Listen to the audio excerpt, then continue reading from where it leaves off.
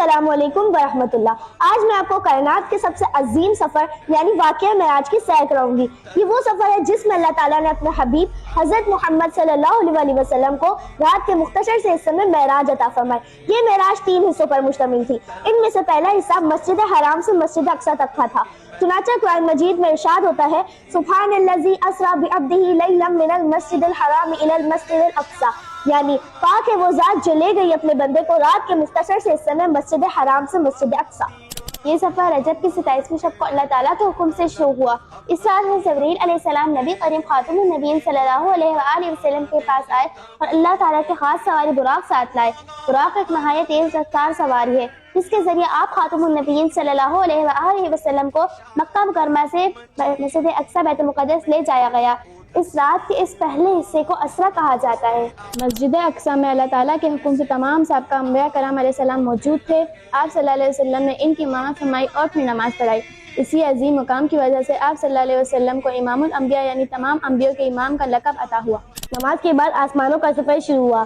اس سفر میں حضرت جبرائیل علیہ السلام آپ صلی اللہ علیہ وسلم کے ساتھ تھے۔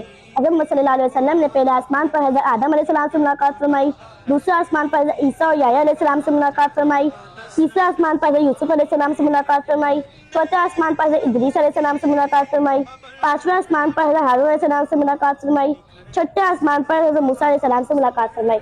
نبی کریم صلی اللہ علیہ وسلم نے 7ویں آسمان پر حضرت ابراہیم علیہ السلام سے ملاقات فرمائی۔ حضرت ابراہیم علیہ السلام بیت المعمور کی دیوار سے ٹیک لگائے بیٹھے تھے۔ بیت المعمور فرشتوں کا کعبہ ہے جو زمین والے کعبے کے بالکل اوپر 7ویں آسمان پر موجود ہے۔ اس کی عظمت کا اندازہ اس بات سے لگائیں کہ یہاں روزانہ 70,000 فرشتے طواف کرتے ہیں۔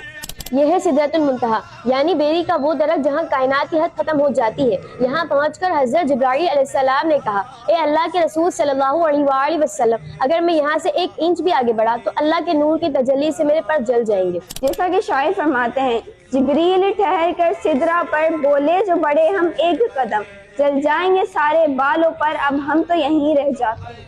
اس کے آگے ہمارے پیارے نبی حضرت محمد مصطفیٰ صلی اللہ علیہ وآلہ وسلم تنہا تشریف لے گئے اور قاب قوسین کے مقام پر اپنے رب سے کلام کیا اور دیدار الہی بھی کیا۔